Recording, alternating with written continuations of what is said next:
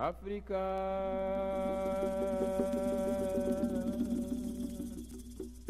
Itatinda África.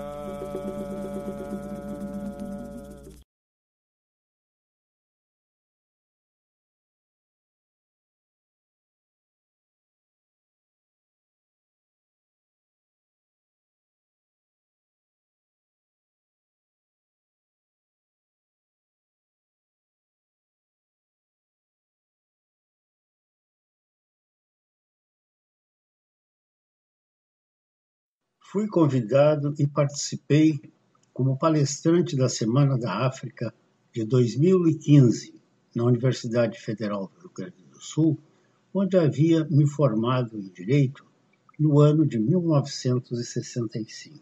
Minha presença ali e o tema que iria abordar traziam à memória os anos do grande processo de descolonização da África. Assim, ao longo do curso universitário, eu já trabalhava em jornal. Vivi intensamente aquele período da história, iniciado nas nações da costa oeste, com a Costa do Ouro, transmudada para Gana em 1957. No início dos anos 1960, se estendendo aos anos 1980, nações colônias de países europeus foram conquistando, em processos políticos ou em guerras, a independência.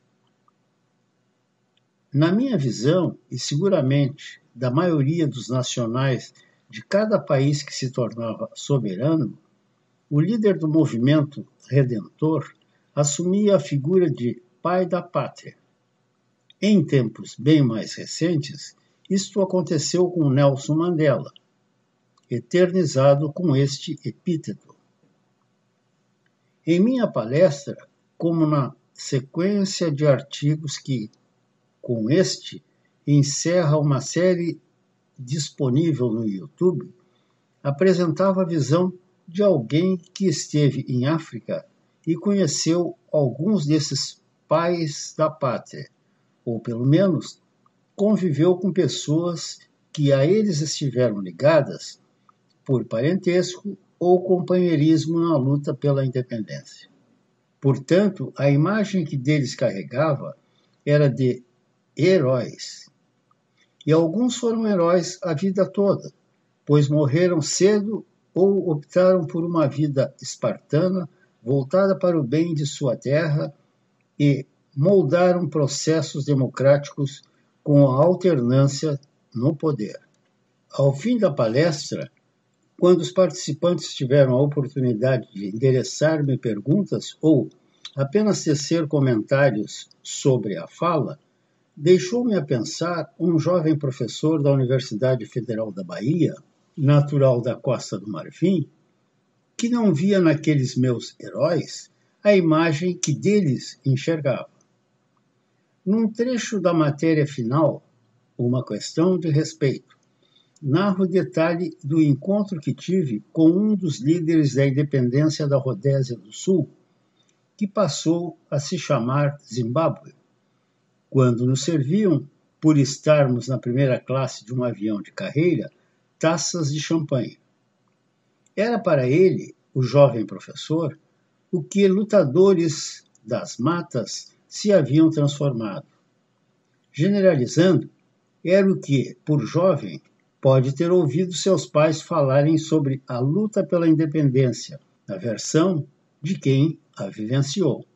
E ele, haver acompanhado o momento África de sua adolescência.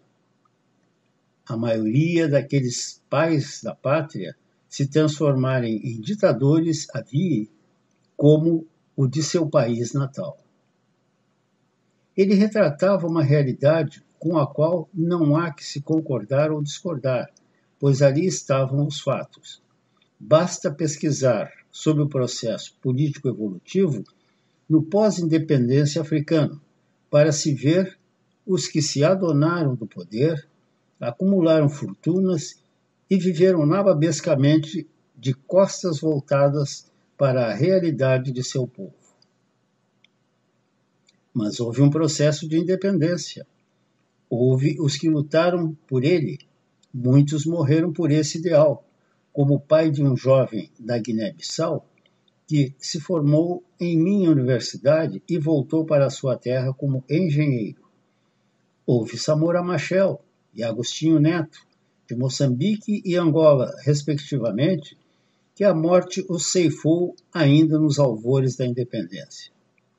Assim, quando a professora Regiane Santos de Toledo resolveu buscar em arquivos e organizar minha presença e o registro dela nos jornais que trabalhava na época, encontrou o retrato daquele momento. Quando falei na minha universidade ou nas universidades norte-americanas Brown, Southern ou Howard, contei minha experiência, dos meus heróis africanos. Este projeto apresenta 28 vídeos, narrativas de minha experiência nos locais enfocados. Um dia foram a público nas páginas impressas de jornais com escassas ilustrações. Agora, aqui aparecem profusamente ilustradas com imagens que dão veracidade a cada fato narrado. Fotos de minha câmera Flexarete, concorrente à época da sofisticada Rolleiflex, e Yashica com filmes 35mm. Negativos e slides empilhados em gaveta, ficando praticamente inúteis, salvos, todavia, por aplicativo de computador. A mais, somam-se os recursos hoje disponíveis, tanto na internet, com o fantástico arquivo de imagens do Google, como a utilização de modernos editores de som e de imagem. Cada um dos capítulos, os que foram encontrados no Museu Hipólito José da Costa, ou nos meus papéis antigos, apresenta um facsímile da página do jornal ou um registro do texto antes de publicado. São antecedidos por uma imagem símbolo da descolonização e um trecho da música que se repete ao longo de todo o projeto a entoar África e Tatinda África, que traduzido quer dizer África, venceremos África. A análise do conjunto da obra tornará evidente a satisfação pessoal do jornalista, registrando acontecimentos que iriam compor um mosaico da história do continente de origem de um lado de seus ancestrais.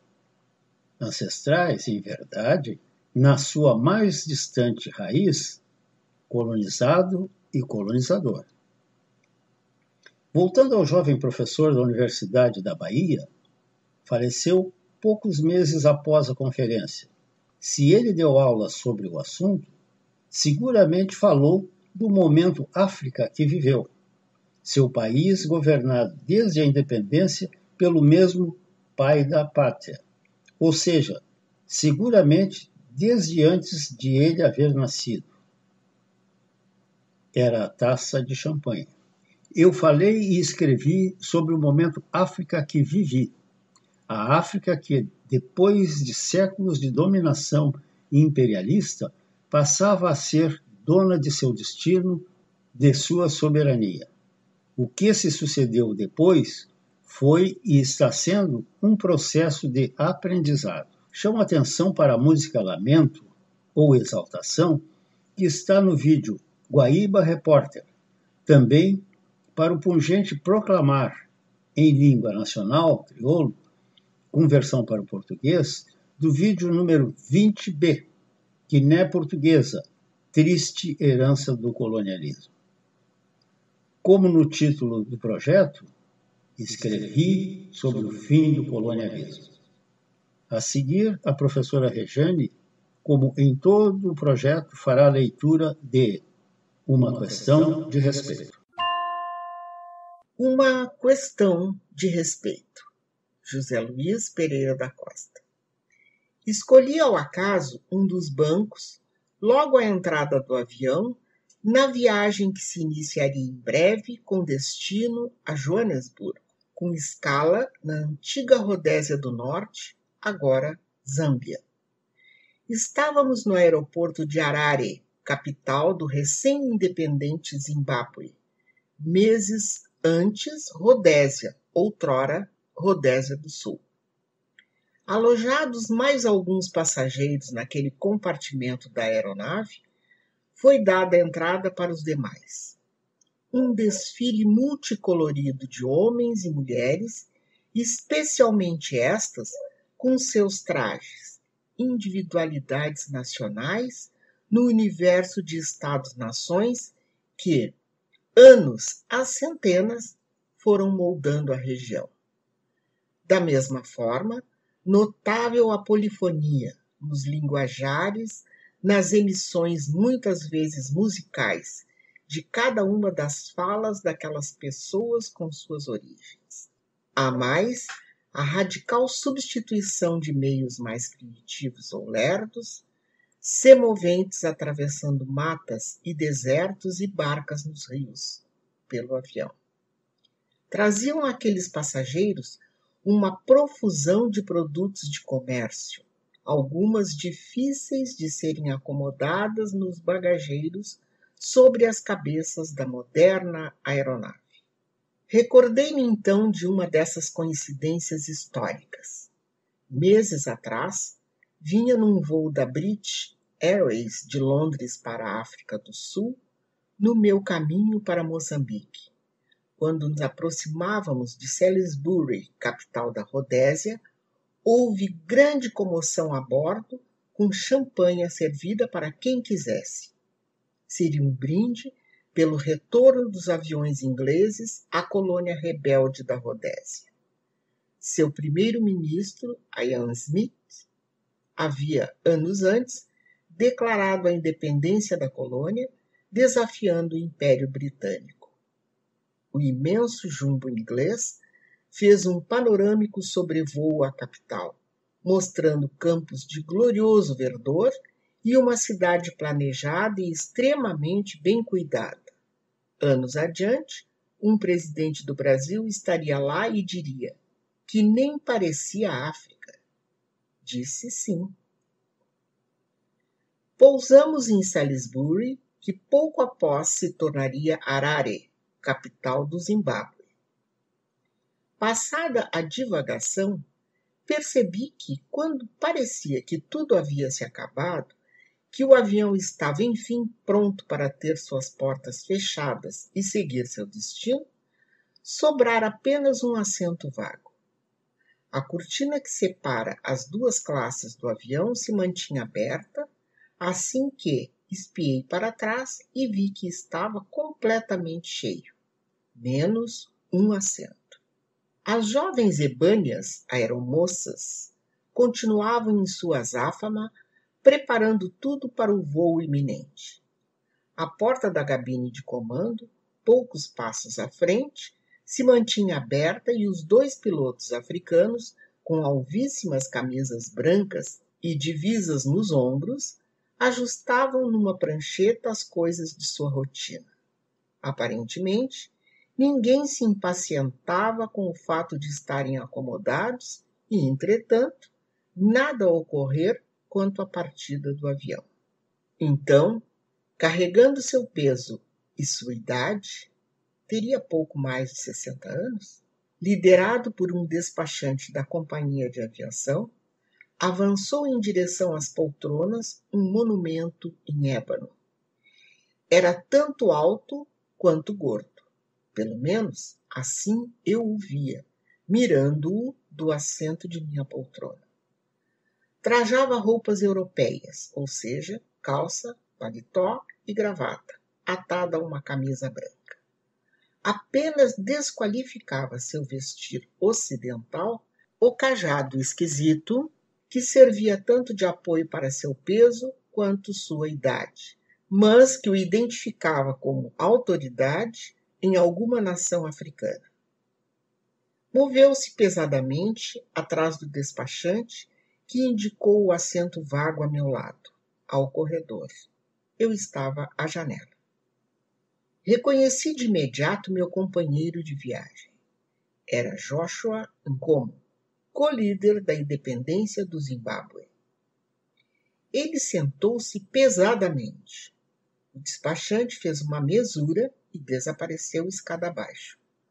Como que instantaneamente, uma jovem e bela atendente apareceu, na bandeja 2 copos e uma garrafa de vinho espumante francês. Serviu-lhe com grande deferência e, isto feito, ofereceu-me a 2ª taça, onde colocou da mesma bebida. Agradeci e fiz uma breve conjectura sobre a importância da proximidade. O avião, um Douglas MD-80, finalmente levantou o voo enquanto bebericávamos do champanhe. Levantaram as mesinhas à frente, mas nos deixaram com nossas taças. No silêncio que havia entre eu e o senhor a meu lado, passei a pensar em meu relacionamento com pessoas mais velhas.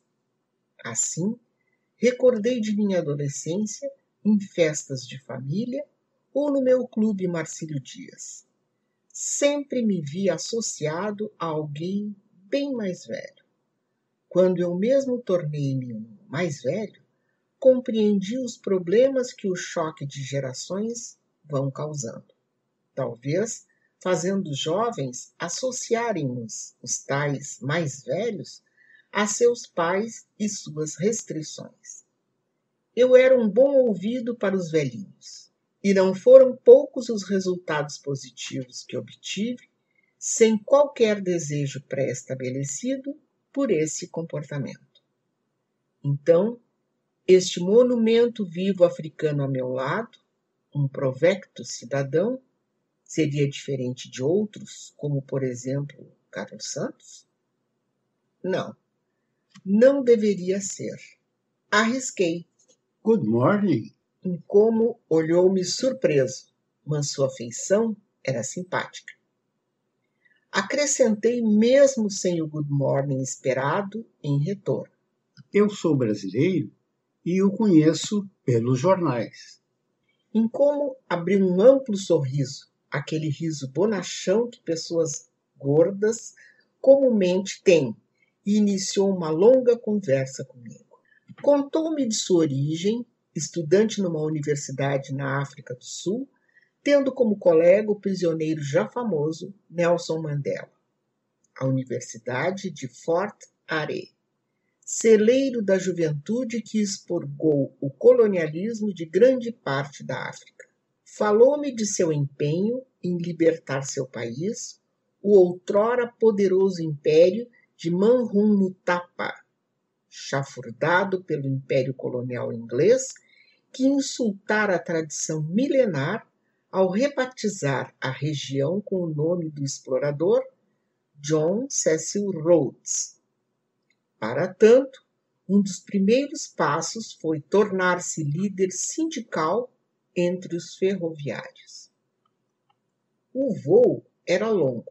Assim, além das sobras de extremada gentileza da equipe de bordo para com o visitante ilustre, caíam-me gotas de um cálice cujo conteúdo eu jamais dele beberia, senão pelo acaso daquela viagem, e por uma certa questão de respeito.